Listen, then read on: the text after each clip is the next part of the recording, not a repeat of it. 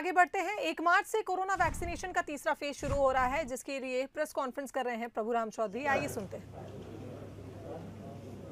जो ऐसे जो केस हमारे मध्य प्रदेश में लगभग 200 से अधिक जिनको शिकायत मिली थी, लेकिन एक नॉर्मल मॉडरेट तरीके से उनकी थी, उनका पूरी तरीके से उपचार भी किया गया है और उनको उपचार करके घर भेजा गया है।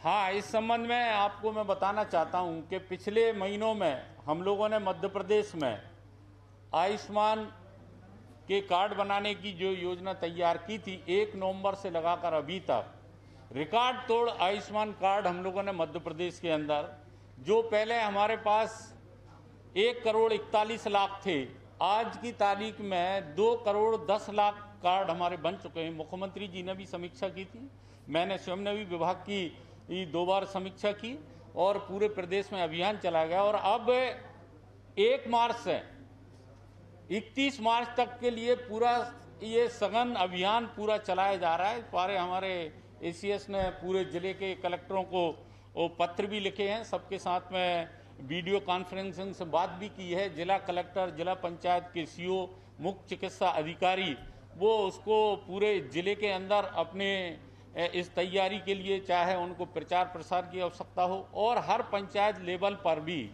वहाँ पर जो पंचायत सचिव हैं उनको भी नोडल बनाकर वहाँ पर पूरे लोगों को कार्ड बनाने का एक अभियान चलाया गया है।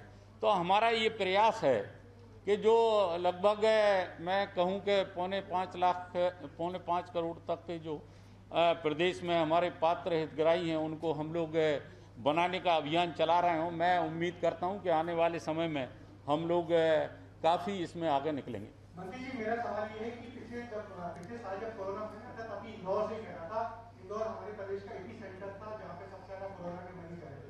दूसरे दौर में फिर इंदौर में पिछले 1 हफ्ते से 100 से ज़्यादा मरीज आ रहे हैं, तो लगातार आते जा रहे हैं। क्या आपके अधिकारियों ने इंदौर के लिए कुछ खास योजना तैयार की है? जो इंदौर में केस बढ़े, भोपाल में केस बढ़े, और जो बॉर्डर पे हमारे जो महाराष्ट्र बॉर्डर पे उन जिलों में जैसे अमरावती में वहाँ केस बढ़े, उसके बाद हम लोगों ने इसको संज्ञान में लिया। मुख्यमंत्री जी ने भी इसकी समीक्षा की और सारे जिले के, इंदौर जिले के जो हमारी कमेटी है, जिला कलेक्टर हैं और जो वहाँ हमारी कमेटी है उसकी भी वहाँ पर मीटिंग आयोजित की गई, भोपाल में भी की गई। और ये बात सही है कि जो पिछले वीक में जो केसों की संख्या इंदौर और भोपाल में बढ़ी है और वहाँ पर इस बात के लिए चिंता भी व्यक्त की गई है। रोको टोको अभियान हम लोगों ने चलाया गया। मास्क उसके लिए कंपलसरी करने का भी कोशिश हम लोग कर रहे हैं कि लोग इस बात को अपने आप में समझें कि जो केस बढ़ रहे हैं उसमें हमारी जो गाइडलाइन है उस गाइडलाइन का पूरा पालन करें, जिससे कि इस संक्रमण को हम रोक सकें। प्रदेश में कितने आयुष्मान धारक कोरोना मरीजों का उपचार स्वास्थ्य विभाग ने किया है? प्रदेश में आयुष्मान कार्ड धारक कितने कोरोना मरीजों का स्वास्थ्य विभाग ने उपचार किया है? नहीं, ये इस बात के एग्जैक्ट संख्या तो मुझे अभी नहीं है, मैं जानकारी लेके आपको बता दूंगा। लेकिन जो भी पात्र लोग थे आयुष्मान में, जिन लोगों को कोविड पॉजिटिव पाए गए हैं, उन सारे लोगों का हम लोगों ने इलाज उसके अंतर्गत किया। सर, आपकी सरकार बार-बार महाराष्ट्र की सीमा पर जिक्र कर रही है कि वहाँ पे ये एहतियात बरते हैं, तो क्या आप मानते हो कि मध्य प्रदेश में बढ़ते कोरोना के लिए महाराष्ट्र जिम्मेदार? पार्डन? कि मतलब महाराष्ट्र जो है वो जिम्मेदार है कि आपके यहाँ जो मामले? नहीं, देखिए, जिम्मेदार है हम ऐसा नहीं कह रहे हैं, लेकिन अब अगर किसी बॉर्डर पर, मध्य प्रदेश के जिन जिलों पर बॉर्डर पर केस ज़्यादा आ रहे हैं तो वहाँ तो हमें एहतियात बरतना पड़ेगा। वहाँ के बॉर्डर पर हम लोगों को उनकी छानबीन भी करना पड़ेगी कि जो लोग वहाँ से आ रहे हैं। हमारे यहाँ से भी ये भी निर्णय मुख्यमंत्री जी की अध्यक्षता में हम लोगों ने ये भी निर्णय लिया कि जो हमारे मजदूर लोग थे मध्य प्रदेश के, जो बॉर्डर के जिलों में महाराष्ट्र जाते थे, तो जिससे वहाँ मजदूरी करने जाएं और वहाँ से फिर आएँ तो उससे एक शंका तो बनी रहती थी। उसके लिए ये निर्णय लिया गया कि हम लोग रोजगार मध्य प्रदेश के ही जिलों में उपलब्ध कराएंगे, उनको दूसरे प्रदेश में जाने की आवश्यकता ना पड़े, और बॉर्डर से जो आना जाना रहता है उनकी हम लोग वहाँ पर स्क्रीनिंग करें। ठीक है।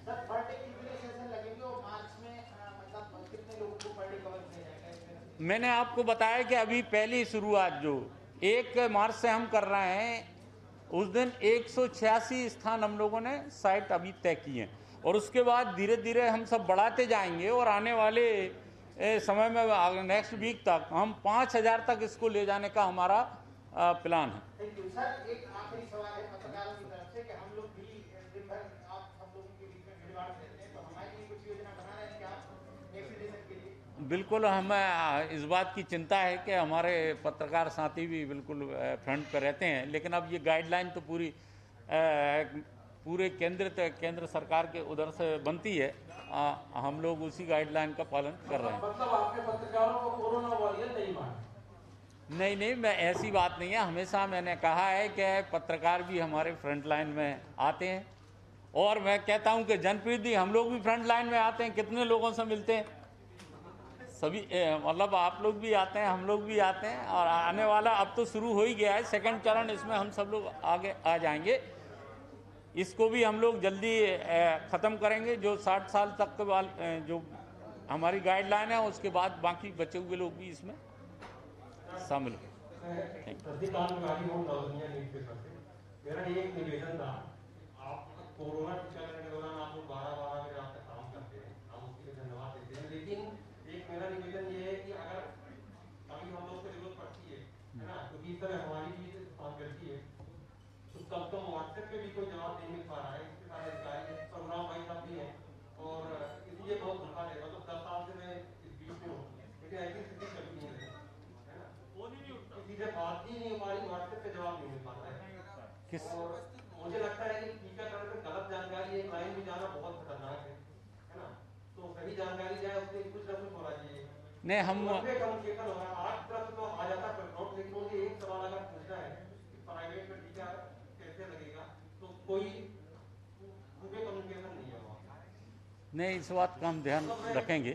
आपने जो आपने संज्ञान में लाया उसकी हम कोशिश करेंगे, आप लोगों से बातचीत भी हो सके। कोरोना वैक्सीनेशन के प्रति काफी डर है, तो आपको नहीं लगता है कि एक मिसाल प्रस्तुत करने के लिए आप सबसे पहले मध्य प्रदेश में खुद एक मंत्री लगवाए ताकि डर खत्म हो? नहीं, आपने बिल्कुल सही कहा। मैं तो खुद कोरोना पॉजिटिव रहूँगा, मेरी भी इच्छा थी कि मुझे भी वैक्सीन लगे, लेकिन अगर मैं पहले लगवा लेता तो सारी मध्य प्रदेश की जनता कहती कि भैया मंत्री जी हैं, तो मंत्री जी ने तो अपनको वैक्सीन ले दी और हमें छोड़ दिया। इसलिए उन सब गाइडलाइन का पालन करना हम सबके लिए बहुत जरूरी है। हम आप 4 महीने पहले साथी भर्ती थे, हो गए 4 महीने अपना नंबर, अब मैं भी 60 साल से ऊपर का हूँ, मेरा भी नंबर अब लग जाएगा।